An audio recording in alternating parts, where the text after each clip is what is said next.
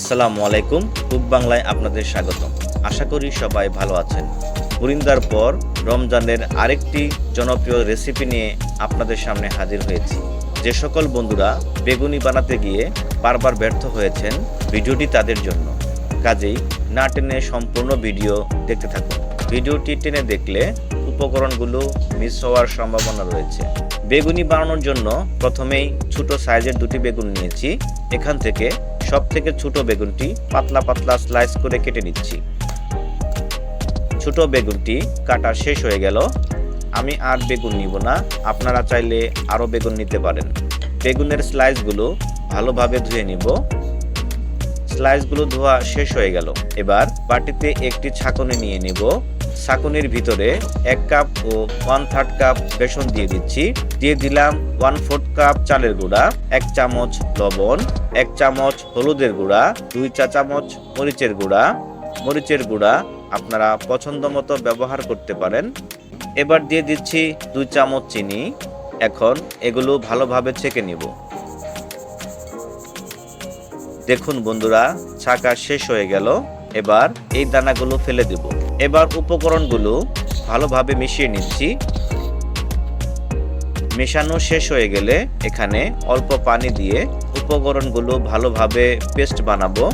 একবার পানি না দিয়ে কিছুক্ষণ পর পর পানি দিয়ে মিশিয়ে নিব।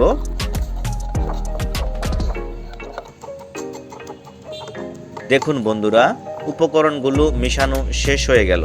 মিশ্রণগুলো বেগুনের স্লাইসের সাথে লাগবে কিনা এভাবে আঙ্গুলের সাথে লাগিয়ে দেখে নিব। দেখুন বন্ধুরা, আঙ্গুলের সাথে উপকরণগুলো লেগে যাচ্ছে, সুতরাং মিশ্রণটি পারফেক্টভাবেই তৈরি হয়েছে। এবার চুলায় প্যান বসিয়ে দিলাম।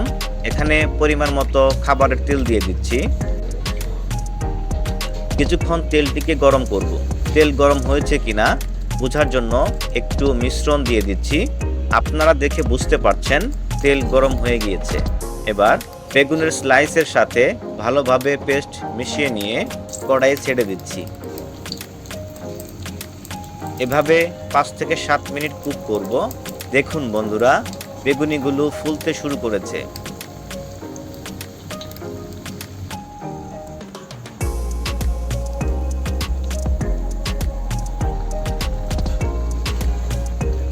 বেগুনির কালার পরিবর্তন হলে উঠিয়ে নিব। এভাবে সবগুলো বেগুনি ভেজে নিব।